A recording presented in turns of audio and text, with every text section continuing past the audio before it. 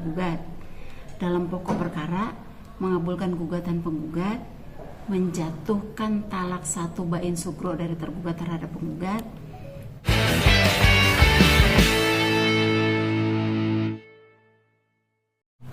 Bentar. Ya.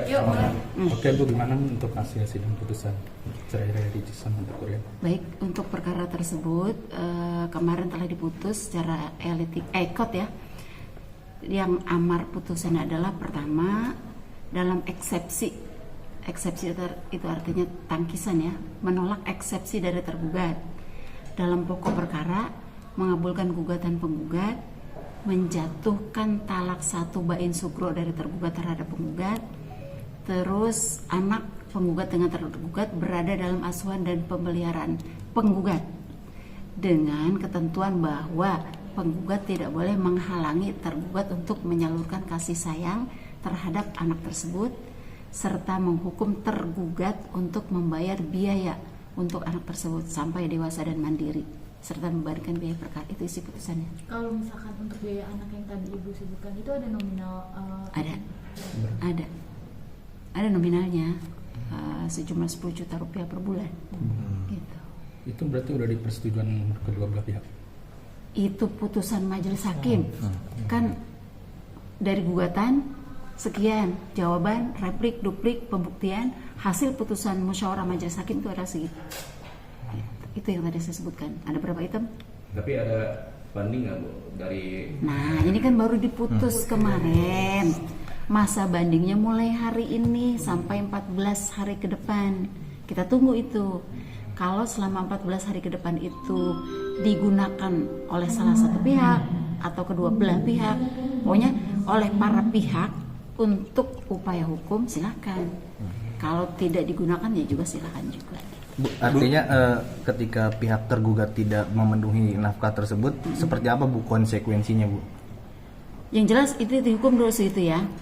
Kalau untuk konsekuensi, misalnya anak yang mestinya dipenuhi nafkah atau biaya hidup untuk anak tersebut, bila tidak dipenuhi maka para pihak yang dirugikan tentunya mengajukan upaya hukum ke Pengadilan Agama Jakarta Selatan dengan upaya eksekusi namanya, minta untuk dilaksanakan putusan tersebut.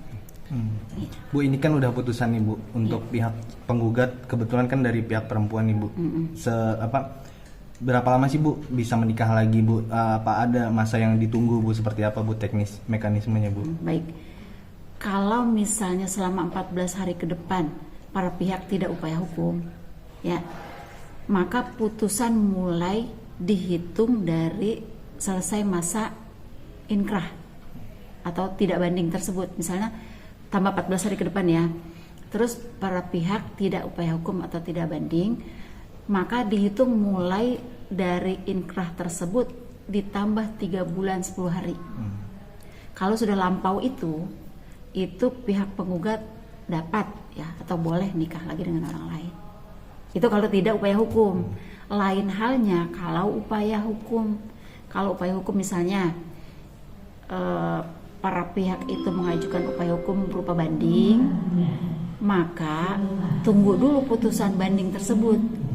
Ya, kalau putusan banding sudah turun nih, terus ditambah 14 hari sejak diketahui oleh pihak itu, sudah dibacakan dan diketahui oleh para pihak, tambah 14 hari, dan mulai saat itulah dihitung sampai 3 bulan dari masa inkrah tersebut.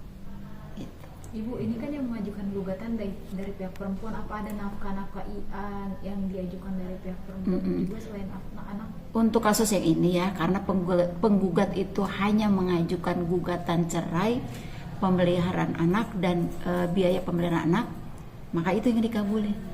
Selain itu tidak ada tuntutan. Jadi udah inkrah dan hak asuh anak di pihak atau di nama penggugat Ibu ya? Ingat tadi statement saya ya. Iya. Ini putusan baru dibacakan ya, baru dibacakan hari kemarin. Okay. Sekarang hari ini ditambah 14 hari mulai hari ini sampai 14 hari ke depan itu tenggang waktu untuk upaya hukum, ya, banding dalam hal ini. Nah, belum dikatakan inkrah karena masih upaya hukum, istilahnya masih jalan ini perkara, masih hidup, ya. Jadi belum berkekuatan hukum, belum. Dengan alasan Itu tadi kan masih masa banding, masih masa upaya hukum, ya. Ini perkara masih hidup, masih jalan. Tunggu masa upaya hukum tersebut habis. Kalau sudah habis masa upaya hukum, para pihak tidak mengajukan upaya hukum, nggak banding itu tadi ya, maka mulai saat 14 hari ke depan itulah dihitung masa inkrahnya. Titik.